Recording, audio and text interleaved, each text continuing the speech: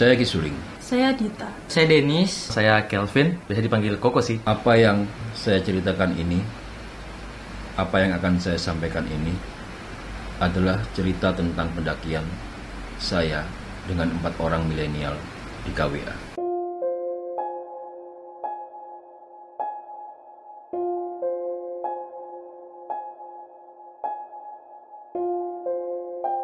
Saya akrab dengan gunung ini.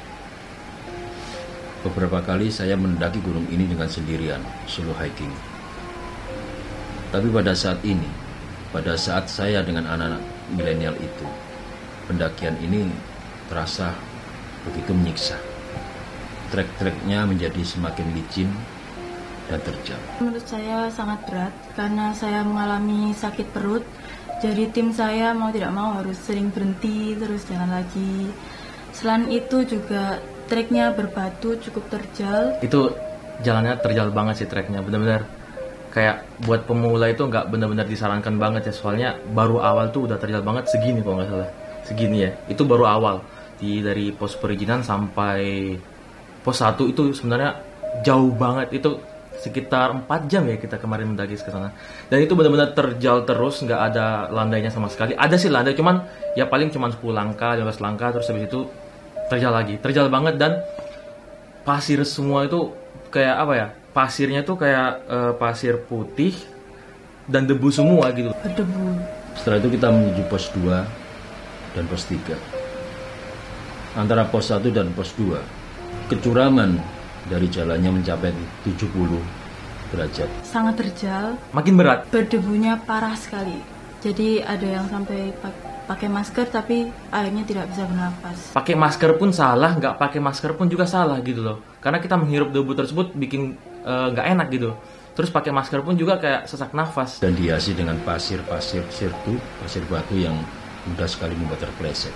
Di pos 3 kita berhenti. Treknya tidak begitu panjang. Dari pos 2 ke pos 3 ini cuma beberapa menit ya, 10 menit. Lalu tidak terlalu terjal juga. Sampai di pos 3 kita naik karena kita kan goalnya memang cuma sampai di pos 3. Sebenarnya ada banyak tuh, pos 5, pos 6, pos 7 sebenarnya ada banyak sih. Cukup sampai di pos 3 kita menikmati pemandangan. Kita membuat sebuah dokumentasi. Ngedrum, latihan drum, makan, istirahat, sholat. Kita makan nasi bungkus, makan fried chicken. Pokoknya kita seperti ngerayain gitu, menunggu sunset. Dan kita turun kembali ke pos perizinan sekitar jam 5:15 waktu sore menjelang azan maghrib. Jadi kita nggak malam banget ya pulangnya. Kita pulangnya sekitar sampai jam 5:15. Oke, kita mulai turun. Ketika di trek antara pos 1 dan pos 2, saya sebagai leader, kemudian Yoga sebagai sweeper. Waktu itu saya meminta untuk tim menghidupkan headlamp yang ada di masing-masing individu. Sebab itu kita sudah merasa dikepung oleh beberapa sosok yang mereka bergantian datang dari arah pos 1, kemudian naik lagi, kemudian yang lain datang lagi, kemudian naik lagi, kemudian yang lain datang lagi, kemudian naik lagi. Visibilitas sangat rendah memang, selain karena sudah mulai gelap dan juga adanya debu. Nah, pada malam itu sangat mengganggu sekali untuk jalanannya nggak kelihatan.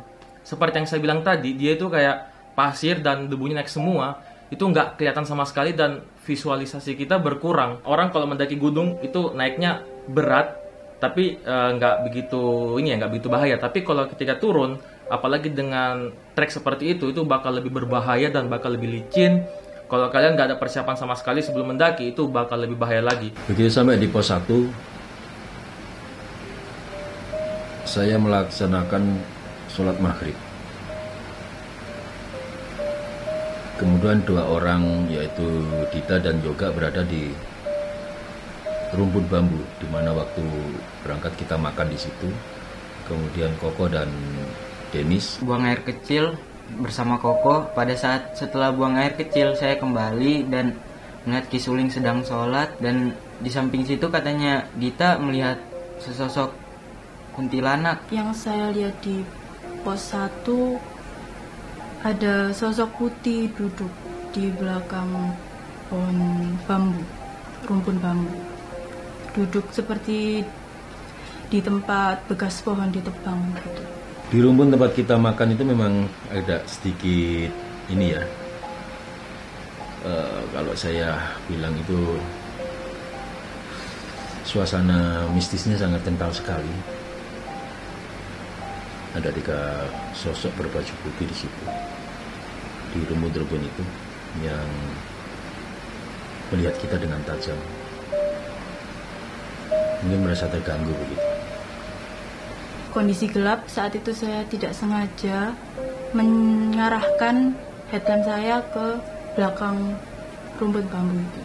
Terus saya melihat sosok putih itu, lalu saya berpaling. Saat saya melihat ke arah itu lagi, sosok itu hilang. Saya nggak melihat itu sebenarnya. Waktu itu kan kita, saya sama Denis pipis tuh. Kita ke arah sana, pokoknya kita numpang pipis, permisi, habis itu kita kembali. Nah, kita nggak ngeliat apa-apa, sosok putih seperti itu di pohon yang seperti dibilang Dita, nggak ada. Kalau dari saya sih nggak ngeliat apa-apa dari situ. Saya pokoknya jalan biasa dan noleh kiri kanan, nggak ngeliat apa-apa. Posisi itu saya juga seperti kayak nggak ngerasa apa-apa, seperti normal lah. Kemudian ada 2 orang, menurut saya ada 2 orang waktu itu ya, laki-laki dan perempuan pendaki yang bertanya, di mana letak candi bayi. Saya tunjukkan di situ letak candi bayi gitu, dengan sorotan senter. Saya ingat waktu itu ada 2 orang laki-laki dan perempuan. Kemudian ada seorang perempuan lagi yang menyusul di belakang perempuan itu, dan dia juga ikut melihat ke arah senter saya. Menjelang turun kita terhambat karena adanya beberapa kelompok yang kelihatannya dari bawah udah mulai nyusul, lihat dari sorot-sorot headlampnya. Seingat saya, sorot headlamp itu berjumlah sekitar 5, ya ingat saya 5. 2 orang pendaki laki-laki naik, yang satu pakai headlamp, yang satu nggak pakai headlamp. Mereka sama sekali nggak melihat kita, padahal posisi saya dengan dia itu nggak sampai 1 meter. Nah, ini nih seremnya di sini.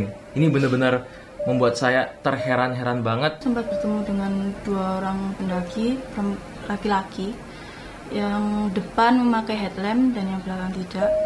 2 pendaki itu seperti tidak menyadari kehadiran kami. Kayak benar-benar nggak ngeliat kita.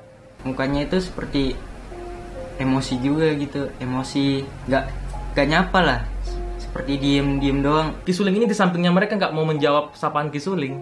Jadi saat kami menyapa, mereka tidak menyapa balik, seperti tidak mau melihat ke arah kami. Kenapa mereka nggak mau lihat kita, seolah-olah kita itu nggak ada di situ. Kedua pendaki itu kelihatannya tidak ingin melihat kita, kelihatannya tidak ingin melihat ke arah kita. Atau mungkin mereka merasa nggak melihat kita. Ini pertanyaannya, apakah mungkin mereka merasa tidak melihat kita atau tidak ingin melihat kita? Karena saya sendiri merasa bahwa di belakang kami berlima waktu itu ya, kita seperti terima tamu begitu di berjejer itu, sosok yang saya ceritakan tadi, 3 sosok tadi berdiri berjajar di belakang kita juga. Yang nggak pakai headlamp duduk melihat kembali ke teman-teman yang di bawah, yang kelihatannya masih nebas semak-semak begitu ya. Sebenarnya saya nggak tahu juga kenapa harus ditebas-tebas. Ngapain kalian tebas lagi? Sedangkan jalanan sudah terbuka. Karena semak-semak situ sudah agak jalan situ udah lebar dan nggak tertutup semak-semak, tapi mereka memaksa untuk nebas-nebas semak. Kata yang lain, melihat 2 orang pendaki yang sedang menebas-nebasi jalan, dan pada saat itu saya tidak melihat mereka. Yang saya lihat cuma 2 orang cewek dan 1 cowok lagi mojok sambil memegang sesuatu gitu. Kemudian saya perintahkan ke teman-teman, udah nggak usah nunggu anak-anak yang nebas gitu, tambah lama nanti kita. Jarak 25 langkah kami mendengar, saya mendengar ya, bukan kami ya, saya mendengar ada orang yang sedang memutar lagu gitu. Ada cekikian seorang perempuan gitu juga. Ketika mendekati tempat itu, saya baru tahu bahwa di situ ada, seingat saya, 3 orang perempuan, pendaki perempuan yang lagi duduk gitu ya, duduk selonjor gitu di batu, sama dengerin musik, sama guyon-guyon, dan 2 orang pendaki laki-laki. Mereka semua dalam posisi duduk. Nah, kita ngelewatin, seret, di sebelah kanan saya posisinya seingat saya 3 cewek lagi nyanyi. 3 cewek lagi nyanyi dan 1 cowok itu berdiri di sebelah kiri kalau nggak salah, yang nebas-nebas tadi itu loh. Nggak tahu ya, seingat saya pokoknya dia tetap di sebelah kiri, ada center kok di sebelah kiri saya. Mungkin dia berdiri tetap diam habis nebas-nebas, dan 3 cewek di sebelah kanan saya itu nyanyi-nyanyi. Di situ saya tidak melihat sosok laki-laki, hanya perempuan 3 tuh bersila duduk di bawah pohon.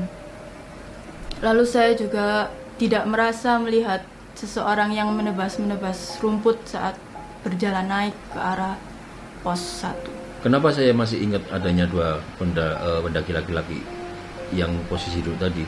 Karena salah satu dari mereka itu mengomentari lagu yang diputar oleh temannya yang perempuan tadi. Debu masih mengepul waktu itu kan. Debu masih mengepul, kemudian kita masih berjalan terus sampai suatu saat saya punya iseng gitu, punya keinginan untuk ayo deh, ngomong dalam kondisi seperti ini kita lomba yuk. Daripada diam-diam kan ya. Saat itu Ki Suling mencoba meramaikan suasana. Ki Suling tiba-tiba ngajak kita buat Kita lomba cerita horor gitu loh. Kita lomba bikin cerita horor yuk dalam perjalanan pulang biar gak capek. Mereka semua diem.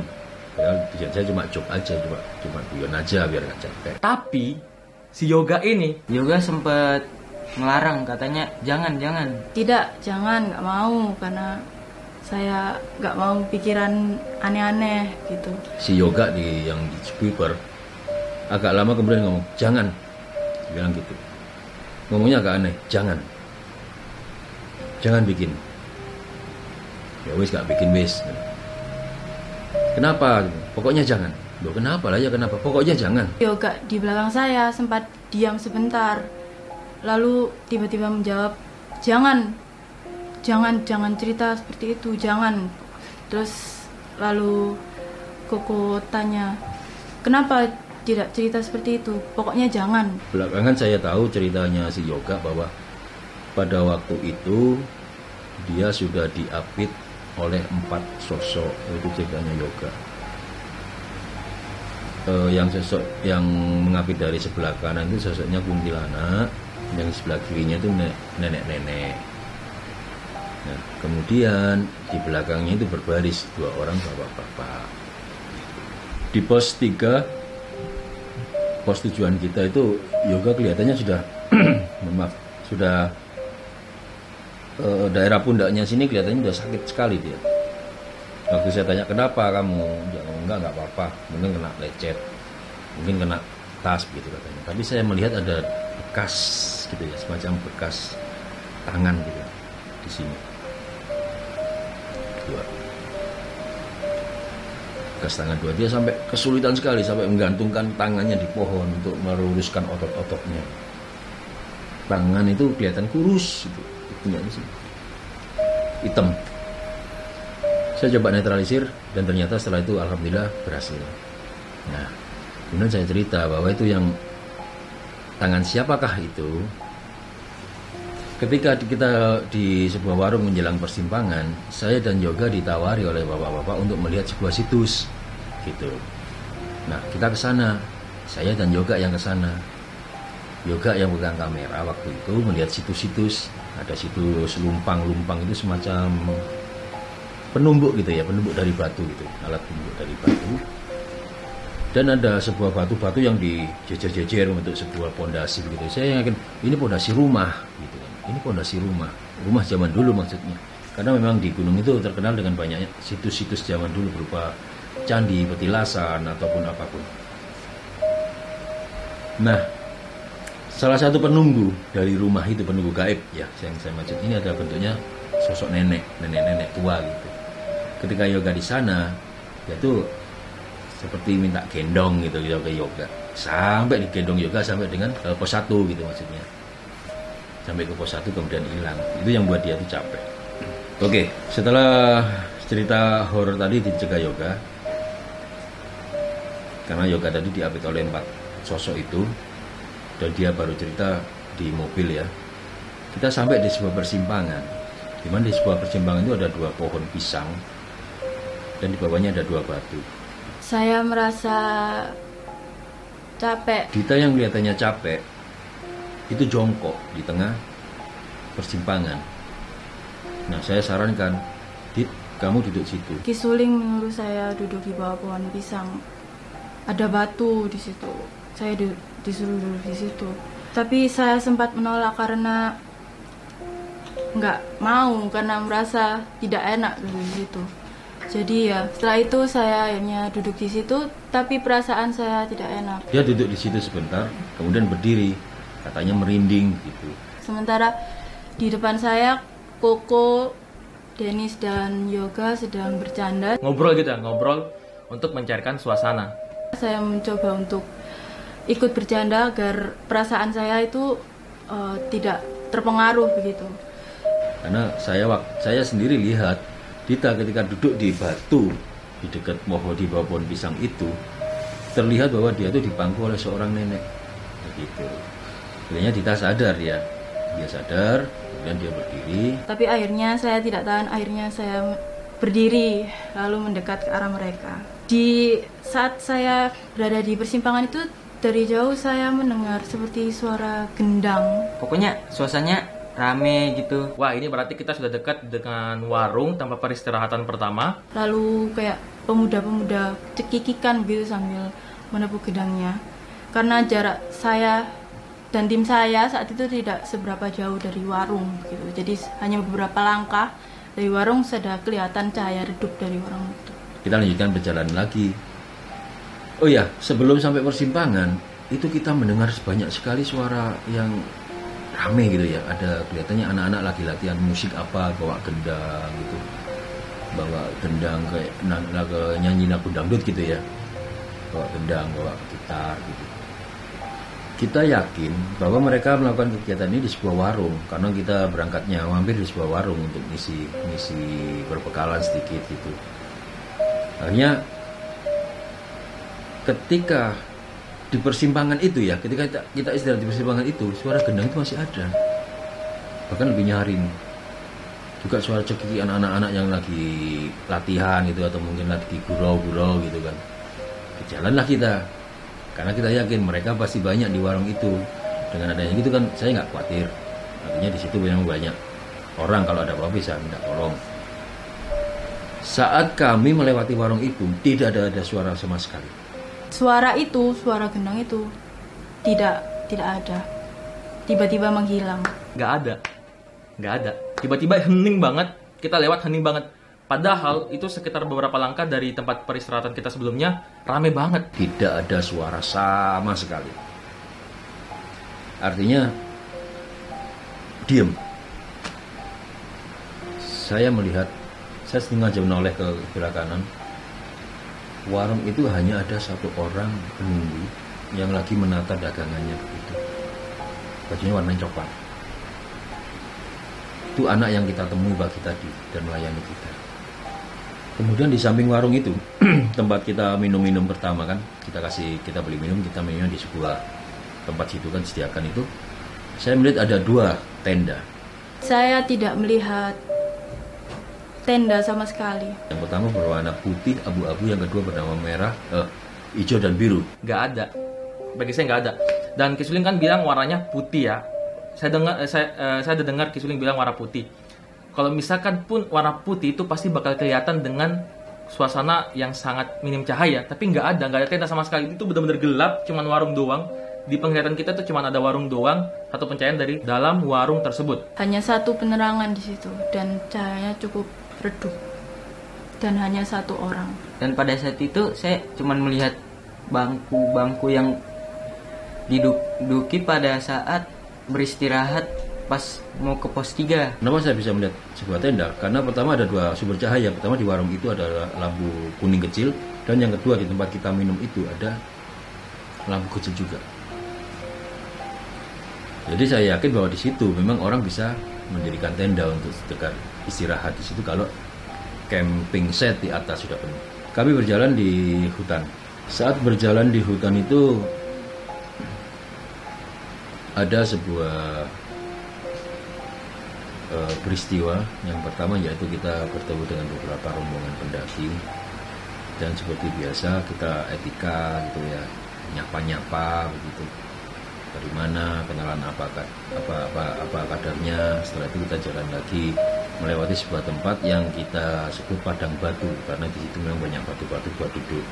Kita duduk situ, paginya kita duduk situ juga, bagi-bagi coklat, bagi snack begitu, makan situ. Tapi dari awal saya mendaki sendirian sampai dengan kemarin, saya selalu merasa ada yang aneh di padang batu itu. Ketika saya waktu solo hiking dan pulangnya siang, di tempat itu saya selalu pusing gitu ya, selalu pusing, kadang-kadang kehilangan orientasi dan lain sebagainya. Kami nggak berniat mampir karena setelah padang batu itu terjal sekali jalannya, otomatis karena malam dan kita pakai headlamp dan senter apa adanya gitu ya, kita jalannya pelan-pelan sekali. Menjelang pohon besar itu saya mendengar yoga itu batuk-batuk, kemudian mengeram. Saya mendengar yoga batuk-batuk beberapa kali, tapi saat saya tanyai karena ampas kopi katanya. Dia nggak minum kopi sebelumnya, dia nggak ada minum kopi, Seperti mau kerasukan. kayak benar-benar sesuatu ada yang masuk di tenggorokannya dia gitu. Batuk-batuk dan mengeram. Saya menilai dia sudah melakukan interaksi gaib. Dia mengalami sebuah interaksi. Kayak Setelah dari pohon besar itu kita menemui beberapa rombongan pendaki juga. Kelihatannya ramai sekali gunung ini waktu kita mendaki itu. Entah 4 atau 3 rombongan di situ. Dennis mengeluh kakinya sakit. Kaki saya sakit, bagian di mata kaki, soalnya tergores-gores karena tidak menggunakan kaos kaki. Setelah itu Ki Suling menawarkan saya untuk istirahat. Dennis sempat menolak beberapa kali sebelum akhirnya setuju. Akhirnya Kita duduk, Dennis untuk mengobati kakinya. Nah inilah yang kemudian ada sesuatu yang aneh gitu. Saya seperti merasa aneh aja, kayak emosi saya tiba-tiba naik, kayak marah sama semuanya. melihat kita itu seperti marah gitu, kayak tidak suka. Setelah Dennis mengobati kakinya, saya minta Dennis menyiram dulu kakinya dengan air yang saya bawa. Disiramlah dia kakinya. Kemudian dia ngobati. Saya ngomong ke kawan-kawan milenial, kalian sukses, jangan sampai melupakan kita pernah berada di hutan. dan dalam kegelapan dan dalam kegelapan malam. Mereka semua oke, ya kami akan ingat. Nah yoga ini ngejok gitu ya, tujuannya guyon ke Dennis. Yoga mencoba kayak bercanda. Dilemparkan oleh yoga sebuah jokes-jokes seperti, kamu kayak kenal ya Dennis, kayak pernah mendaki sama saya kemarin. Ini Dennis ya, yang dulu kemarin ikut daki saya ya, pura-puranya gitu, pura-pura nggak kenal. Kamu Dennis ya yang naik sama saya waktu itu? Lalu Dennis seperti menjawab Nah itu kamu tahu saya. ketus begitu ya, Dennis beda banget, tiba-tiba Ketawa. sambil ketawa seperti creepy banget. Saya sempat tertawa, cuman pada saat itu saya tertawanya gak ada suara, dan yang lain seperti mendengar suara saya tertawa. Saat itu saya melihat Dennis dengan sedikit curiga, apa benar ini Dennis? ketawa beberapa kali, 2 kali saya lihat dia ketawa menyeramkan. Saya sempat tertawa 2 kali, tapi saya nggak ingin ngeluarin suara. Pokoknya gini ya, resah muka si Dennis waktu itu bukan tertawa dalam bentuk yang seneng. Dan mukanya marah. Akhirnya saya lihat, saya senter, saya pakai headlamp senter ke Dennis. Dia merasa dilecehkan, ini kan anehnya kan di situ. Emosi saya semakin ngelunjak gitu. Saya lihat senyumnya Dennis, wah creepy banget senyumnya. Dia merasa dilecehkan oleh pertanyaan si yoga yang menurut dia nggak pantas. Perjalanan ini yang kemudian mewarnai sikap Dennis mulai dari dia mengobati kakinya sampai dengan perjalanan pulang. Dennis yang awalnya saya nilai sebagai seorang yang kaki besi istilahnya ya, dia kayaknya nggak pernah capek dalam mendaki gunung ini. Bahkan mulai naik sampai turun dia selalu ada di nomor 2, orang nomor 2 setelah leader. Akhirnya kita sampai di jalur yang landai. Nah di jalur ini Dita ini kelihatannya kok agak gelisah begitu. Berkali-kali dia senternya saya pikir nggak fokus, toleh. Mungkin karena dia merasa takut atau merasa apa atau merasa sesuatu. Saya diemin aja. Belakangan dia cerita kalau dia melihat seekor babi hutan yang ada di situ. Saya melihat penampakan seperti bayangan babi hutan. Nah, Dita bilang melihat penampakan babi hutan. Saya sih enggak. Saat Senter Denis tidak sengaja menyorot ke arah rerumputan gitu saat kami selesai mengobati kakinya dan mulai berjalan. Saya melihat di ujung mata saya babi hutannya itu setinggi sepatu boot saya, lalu berlari melawan arah, seperti berjalan berlawanan arah dari kita di sebelah kanan. Dan saya juga sempat melihat rerumputannya bergoyang-goyang gitu. Denis ini orangnya setia, jadi senternya dia, headlampnya dia selalu menyoroti kaki saya. Ini yang saya heran, kenapa kok harus menyoroti headlampnya ke sudutnya ke kaki saya. Harusnya dia dekat dengan kakinya dia, karena trek yang kita lewati adalah terjal dan licin. Saya merasa Denis selalu menyoroti kaki saya.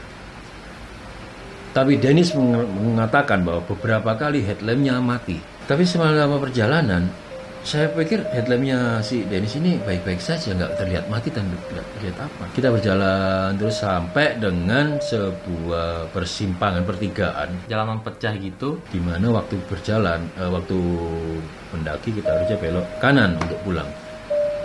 Di situ saya ragu-ragu. Ini tempat saya namakan persimpangan pohon tumbang karena ada 2 pohon tumbang yang besar-besar. Tidak ada penunjuk jalan. Kemudian yang saya rasa saat itu adalah perempatan. Ini sangat serem banget ya, karena Ki Suling sebagai leader yang benar-benar tegas bisa dimanipulasi oleh hal-hal seperti itu. Padahal saya nggak melihat perempatan di situ. Bukan pertigaan. Saya minta kawan-kawan, karena saya waktu itu pakai senter HP aja ya. Mereka yang punya headlamp kuat sampai radius 50 meter untuk menyoroti, mencari gimana pohon tumbang itu. Mereka tidak menemukan dengan sorot headlampnya. Semuanya nggak menemukan. Termasuk saya juga nggak bisa melihat di mana sih pohon tumbang. Saya yakin di sini pos pohon tumbang itu untuk persimpangannya, tapi kenapa nggak terlihat gitu. Nah, kawan-kawan kita itu dalam sebuah persimpangan yang sangat rumit. Saya rasa sangat rumit sekali. Tidak ada penunjuk jalan. Trek sebelah kanan yang harusnya kita lalui untuk pulang itu seperti menciut dan tertutup semak. Sementara trek yang di depan kita, depan saya waktu itu, jalannya luas, nggak ada semak, bentuknya tangga menurun ke bawah. Gila banget. Bener-bener kalau Yoga yang jadi leader, nggak tahu ya apakah dia bakal fokus dengan jalan kita pulang atau... Saya nggak pernah melihat jalan itu, tapi saya ragu-ragu. Untungnya secara nggak sengaja senternya headlampnya Denis itu menyambar sebuah objek. Dan objek itu adalah papan penunjuk jalan arah puncak itu ke sana. Dari situ saya yakin, oh berarti saya harus lewat kanan. Saya nggak bisa bayangkan kalau waktu itu saya ngajak tim saya untuk lurus, di mana saya dan kami tahu bahwa yang di depan itu adalah ngarai jurang. Berjalanlah kita belok kanan, jalan. Nah, si Denis ini kembali nggak fokus. Biar ditanya ngeluh capek dengan ada yang sangat ketus begitu. Saya merasa ada sebuah sinar dari belakangnya sangat kuat. Saya kaget. Ini sinar apa? Headlampnya anak-anak ini bentuknya bulat semua, oval semua. Kenapa harus ada sinar kotak? Terang banget. Aneh kan? Saya nggak mau main-main. Kalau memang itu ada sesuatu dari mereka, biar kita tahu seperti apa wujudnya. Ki Suling langsung nyuruh kita buat nyenter ke belakang. Siapa tahu ada pendaki lain yang mengikutin kita atau apa gitu kan. Coba semua terangi belakang, berbalik semua terangi belakang. Dan yang kaget adalah ternyata di punggung Denis itu bergantung seorang noni Belanda, untuk gendong belakang itu. Saat itu saya berpikir, ini diterapi atau gimana ya? Kalau maunya kita netralisir Denis sekarang, saya khawatir dia akan panggil teman-temannya untuk nyerang kita. Kita cuma berlima, bagaimana kalau mereka 50 dan semuanya nggak kelihatan, tapi mereka bisa melihat kita. Oke, saya putuskan waktu itu kita jalan pelan-pelan dan mudah-mudahan Denis bisa mengatur staminanya. Saat Ki Suling menyuruh untuk berhenti mencari jalan, kami mendengar suara dari kanan kiri seperti sesuatu yang jatuh tapi bukan pohon. Saya mendengar suara di kiri 2 kali, jatuh seperti orang jatuh dari pohon. Nah ini, Dita kan sebelumnya mendengar suara babi hutan. Tiba-tiba mendengar ada suara kayak langkah kaki yang sangat ramai, kayak seret gitu. Kita berhenti, langkah kaki itu makin ramai di belakang. Saya mendengar seret. Pertama di belakang kanan saya dulu, saya noleh seret, nggak ada. Tiba-tiba hilang, terus dia pindah, seret, pindah di sini sebelah kiri saya. Wah, makin ramai. Dia tuh kayak gimana ya? Menurut kayak ranting jatuh atau orang kayak menginjak ranting sambil berlari-lari. Makin mendekat. Wah, saya nggak nyaman. Saya bener-bener takut banget saya. Saya langsung merinding habis-habisan. Yaudah, daripada buyar, udah saya langsung bilang sama Dita, oke, yuk langsung jalan. Pokoknya saya dengan buru-buru langsung menyuruh Dita buat langsung jalan. Pokoknya cepet jalan, yuk. Berjalanlah kita. Oke, jalan sampai dengan di tangga beton. Tangga sudah mulai kelihatan, kami turun. Alhamdulillah kita selamat semua. Wah, lega banget kan? Kemudian saya laporan ke pos. Kisuling lapor di pos perizinan. Di pos perizinan saya duduk. Mukanya Denis sangat kesal, kayak seperti melihat saya, Koko, dan Yoga itu seperti sangat benci sekali. Pada saat mau duduk, saya sempat nyuruh Yoga minggir. Dan pada saat itu saya sadar, saya menggertak Yoga seperti minggir. Agak minggiran, saya mau duduk. Dari jauh Denis masih kelihatan jengkel sekali dengan kita. Dia duduk menyendiri, ditawarin apapun nggak mau, hanya melihat ujung sepatunya dengan pandangannya agak melotot begitu. Dari suatu jarak, saya, Koko, dan Yoga melihat Dita memakai baju hangat. Padahal waktu itu kondisinya nggak dingin-dingin amat. Nggak begitu dingin, nggak begitu panas. Dita yang awalnya biasa-biasa saja pakaiannya, santai, tiba-tiba dia naik ke kursi, kayak ya pokoknya duduknya kayak gini gitu. Dia pakai kuplo, pakai jaket, sarung tangan, nutupin dirinya, pakai masker. Tiba-tiba ada angin dari belakang saya seperti berhembus. Lalu saya merasa di sini saya merinding, punggung saya. Lalu selang beberapa detik kemudian saya merasa sangat kedinginan. Langsung saya menutupi pakai masker, lalu pakai kupluk, pakai baju hangat, jaket. Tapi saya masih merasa kedinginan. Nggak berkurang sama sekali dinginnya. Saya heran kenapa kok orang-orang ini biasa saja padahal sangat dingin gitu. Tanya Dita, kenapa kamu? Dia bilang dia merasa sangat kedinginan. Ketika saya coba pegang bawa ke belakang tengkuknya, memang kok panas. Apakah ini ada interaksi atau apa gitu kan? Saya coba netralisir. Oke, ada berkurang dikit, tapi kembali lagi kemudian Koko ngomong, udah kita pulang yuk di mobil. Koko bilang dinyalakan penghangatnya. Akhirnya saya ngotak-atik itu penghangat. Lalu lumayan hangat di situ. Tapi saat selesai sampai di rumah, saat di rumah dingin itu kembali lagi. Saya juga melihat seorang nenek yang mangku Dita begitu. Saya ceritanya di situ. Si Yoga juga cerita ternyata banyak sekali. Masih juga Koko Peping yang cerita bahwa adanya sebuah kalau menurut dia itu daun luruh, tapi semacam mengejar gitu, kayak orang ngejar dari kanan kiri.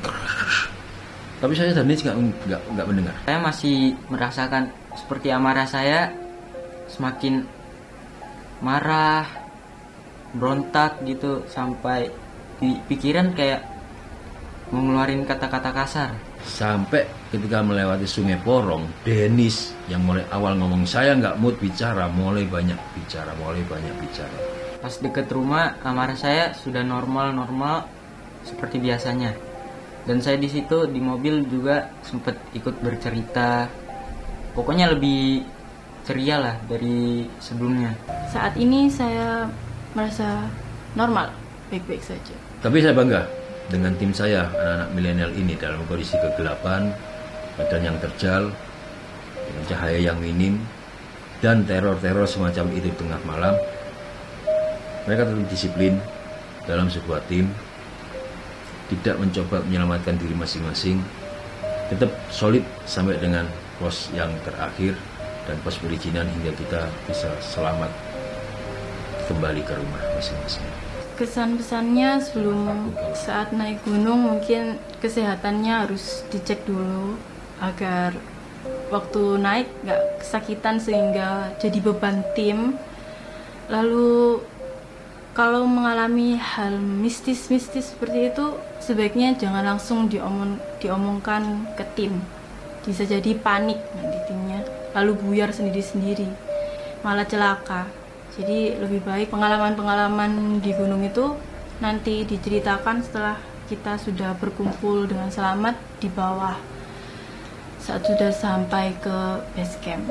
Pesan-pesannya sih mohon ya kalau ketemu pendaki lain disapa, soalnya pikirannya jadi aneh-aneh aja, ini orang atau makhluk halus gitu. Oh ya, ada satu momen di mana para pendaki teriak-teriak bicara kotor dalam bahasa Jawa. Kita berteriak kayak gitu kan, itu dengan arti bahwa kita memberikan tanda kepada pendaki-pendaki lain bahwa ada orang. Sedangkan pendaki yang membalas teriakan kita itu seperti berbicara kasar dalam bahasa Jawa. Saya dalam hati, wah kamu jangan seperti ini di gunung. Mungkin kalian sudah jago mendaki gunung, kalian udah berpengalaman mendaki gunung di mana-mana. Akan tetapi kalian tetap harus respect terhadap gunung yang kalian samperin itu. Gunung itu nggak semuanya sama. Gunung itu ada yang sakral, ada yang buat wisata. Jadi buat kalian yang para pendaki pemula, jangan sampai kayak lancang di tempat orang lain gitu loh. Walaupun kalian memang istilahnya pro atau udah jago gitu. Semua gunung ada cerita. Jangan disamakan semua. Jangan sampai kalian berbuat yang aneh-aneh di tempat orang lain yang bukan tempat kalian. Jangan lupa tetap disiplin di dalam tim. Saya Dita. Saya Kelvin, dipanggil Koko. Saya Denis. Saya Gisulim. Terima kasih. Terima kasih. Terima kasih. Terima kasih. Jangan lupa subscribe.